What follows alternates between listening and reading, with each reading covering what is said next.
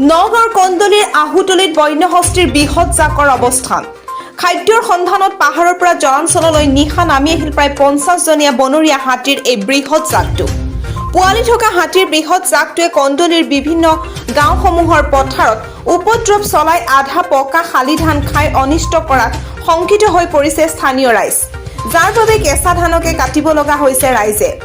কঠিয়াতলী খণ্ড বন বিষয়াৰ কাৰ্যালয়ৰ বনকৰ্মীসকলে স্থানীয় ৰাইজৰ সহযোগত হাতী খেদাৰ চেষ্টা কৰিছে যদিও হাতীৰ জাকটো খেদি পঠাবলৈ সক্ষম হোৱা নাই।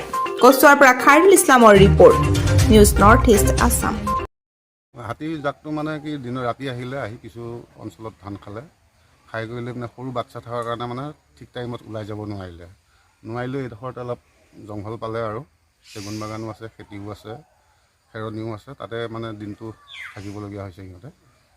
তাৰপিছত সন্ধিয়া হ'লে হয়তো নিশ্চয় যাবগৈ আৰু আমিও আছোঁৱে, ক্ষতি কৰিবলৈ দিয়া নাই কাকো, আছে খালি আৰু হাতী জাকটো আমিও প্ৰটেকশ্যন দি আছোঁ। সন্ধিয়া হ'লে আমি খেদাই পঠাম আৰু। এই হাতী জাক আহি পেলাই পাহাৰৰ পৰা ঠিক ৰাতি সময়তে সিহঁতে আহি পেলাই গাঁৱত সোমাইছিলে। সোমাই দিওঁতে ঠিক সিহঁতে ৰাতিপুৱা ঘূৰি যাবলৈ বিচাৰোঁতে কিছু বাধা পালে। তাৰপিছতে সেই জংঘল অলপ আছে, সেই জংঘলতে ৰৈ গ'ল। ৰৈ যাওঁতে আমি তৎক্ষণাত খবৰ পোৱাৰ লগে লগে আমি আহি পালোঁহি।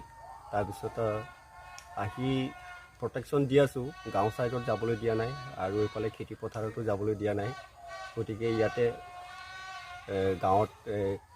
গাঁও ওচৰতে জংঘল অলপ আছে, তাতে ৰৈ আছে। তাৰপিছত সৰু পোৱালি থকাৰ কাৰণে সেই সিহঁতে পাহাৰ ছাইডলৈ মানে যাব বিচৰা নাই। কোন ঠাই হয় এইটো আহুতলি পৰে, আহুতলি এৰিয়াই পৰে। গতিকে সন্ধিয়া হ'লে আমি আস্তেকৈ হাতীটো মানে জংঘল ছাইডলৈ খেদি লৈ যোৱাৰ চেষ্টা কৰিছোঁ।